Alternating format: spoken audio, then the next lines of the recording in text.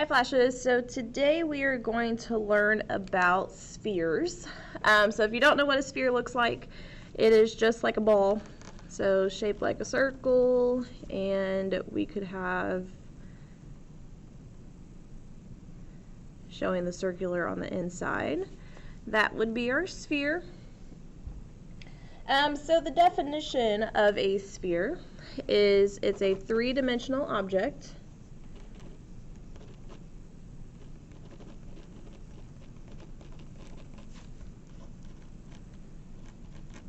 shaped like a ball.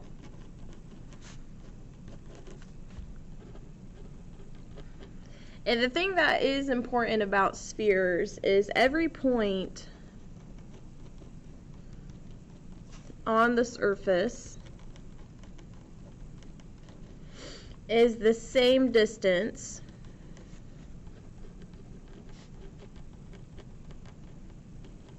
from the center.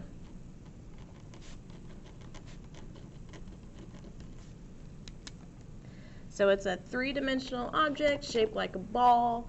Every point on the surface is the same distance from the center. Okay. All right, so let's talk about the number of faces. So here is my sphere. Okay. Notice how we have no flat pieces on a sphere because everything is just circular. So we actually don't have any faces on a sphere. There are none. And talking about the number of edges and number of vertices, remember number of edges, we're talking about where two faces meet. So if we have no faces, that means that we're not going to have any edges, and hopefully that's obvious here for a sphere that there's no edges. And then as well as number of vertices, that's going to be where three edges meet, and if we have no edges, then we're not going to have any vertices as well. And hopefully, again, that is obvious with our sphere. Okay.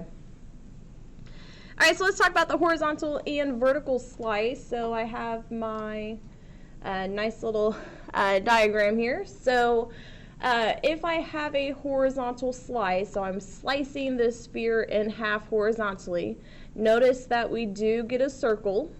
Okay, so I sliced it in half horizontally and we got a circle. Now watch what happens when we slice it vertically. So now it's straight up and down. And once again, we have another circle. So when you split a sphere horizontally or vertically, you will always get a circle. So our horizontal slice, circle, and our vertical slice, circle. Okay.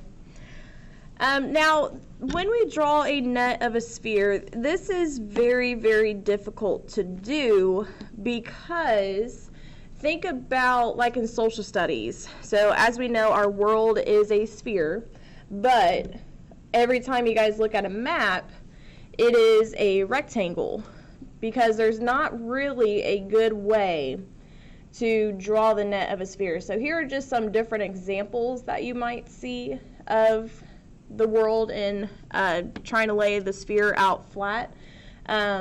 So we do have somewhat of a curve here in the first two photos with our horizontal and vertical lines going through it.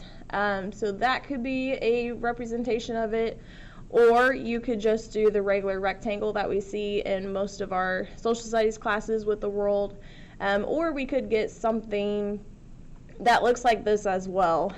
So it is kind of difficult. So we'll probably just tell you to do the easiest one, which is the rectangle, to represent the net of a sphere. But we just want you guys to know that there are a lot of different possibilities with the net of a sphere because it is so difficult to draw. Okay? All right, so let's go ahead and go to the back side. And do some examples with surface area and volume. So when we find surface area, remember that's talking about the outside of the shape. We're finding the area of the outside. And this is going to have a formula as surface area equals 4 pi r squared.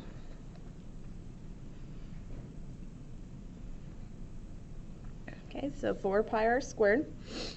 And then we are going to find the volume of it too, so that's talking about the amount on the inside of the figure. And our volume formula is 4/3 pi r cubed.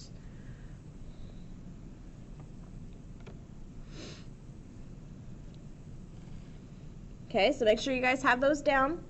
And then let's go ahead and practice using these two formulas to solve surface area and volume of a sphere. All right, so first one, they want us to keep pi in our answer. So remember, that means that we are not substituting 3.14 in for pi. And they want us to find the surface area and the volume. So let's say we find the surface area first.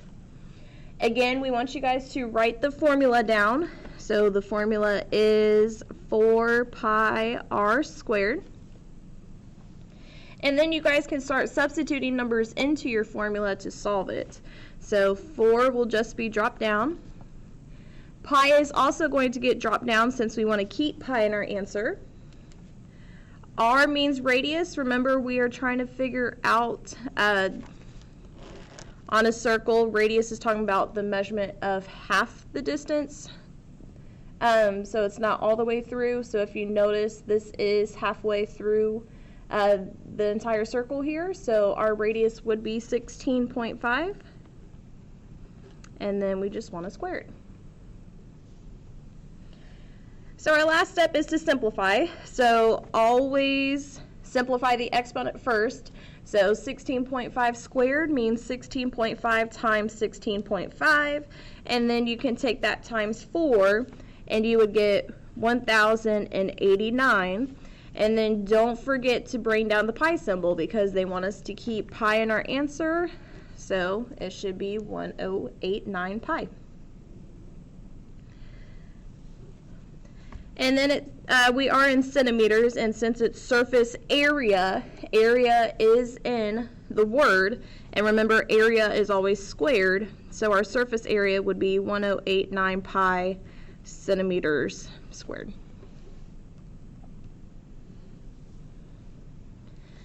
Okay, so now let's find our volume. So start with your volume formula of 4/3 pi r cubed. And then you can start substituting numbers into your formula, but remember, we want to keep pi in our answer, so we don't want to substitute anything in for 4/3 or the pi. And then we just need to plug our radius in. So remember, we said that our radius was 16.5. And then now this time we're going to cube it. So 16.5 cubed means that we're taking 16.5 times itself 3 times. So 16.5 times 16.5 times 16.5. And then the last thing that we need to do is take that times 4/3. Okay, so if you guys don't know how to use fractions on your calculator yet, you guys should probably ask your teacher so that we can help you do it. Or you can always take this answer times 4 and then divide it by 3, and you should get the same answer. So if you do that correctly, you would get 5,989.5 pi, because you don't want to forget about that pi symbol. Okay? So now we just need to label our unit down here at the bottom. So 5,989.5 pi. We are in centimeters, and since this is volume, it will be cubic centimeters. So remember, you guys can pause this video at any time, but I'm just going to keep on going. Part B, we are doing the same thing. We need to find the surface area and the volume. So start with your surface area formula, which is that 4 pi r squared. This time they want us to use 3.14 for pi, so when I go to substitute, I do want to put 3.14 in for pi here. And then we need our radius. So if you guys notice, 42 is given by this line that goes through the center and touches each end of the circle. So this 42 represents the diameter. But remember, we don't want the diameter, we want the radius. So the radius would be indicated as half of that. So all that I would have to do is take 42 divided by 2 to get my radius of 21. So that's what I want to plug in for R. okay? So once again, last step is to simplify. Make sure you do your exponent first, so 21 squared times 3.14 times 4, and you should get an answer of 5,538.96.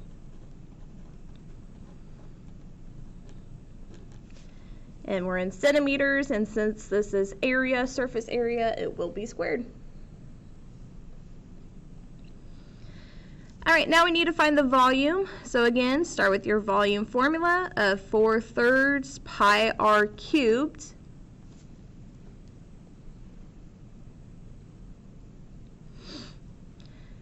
Go ahead and start substituting your numbers into the formula. So 4/3 will just be dropped down.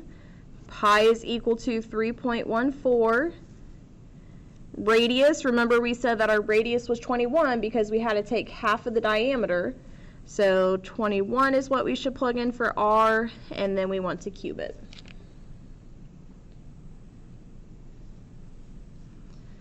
Alrighty, so go ahead and simplify. So remember to do the exponent first. So 21 cubed means 21 times 21 times 21. Take that times 3.14 times 4/3. And if you do it correctly, you should get 38,772.72. So 38,772.72 centimeters cubed, or cubic centimeters, since we are talking about volume. Okay, so let's move on to our application problems. So a spherical stone in the courtyard of the National Museum of Costa Rica has a diameter of about 8 feet. Find the volume. So, since we're finding the volume, start with your volume formula of that 4/3 pi r cubed. And then we can go ahead and start substituting our numbers in. So they do tell us to use 3.14 for pi. And then our radius is not 8 because they tell us that the diameter is 8. So remember, to get the radius from the diameter, you just cut it in half, or in other words, divide by 2. So 8 divided by 2 would give us 4. So that's what we want to plug in for the radius, okay? After you have correctly substituted your numbers, we can go ahead and start solving. So 4 times 4 times 4 times 3.14 times 4/3 would give you 267.9 feet cubed, since we are talking about volume. Okay, so that's the main thing, is just remembering if it's diameter, don't plug it in for r, you need to cut it in half to get the radius, okay? So you guys go ahead and try D on your own. So pause this video, and then when you're ready for the answer, go ahead and press play, and I'll give you it.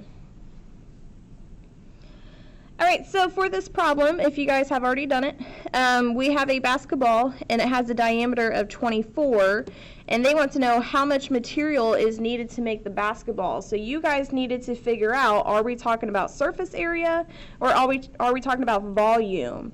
So if you guys were doing the surface area formula, that is correct, because surface area is talking about the amount that covers the outside. So if we're talking about material, that would be talking about the outside of the basketball, okay?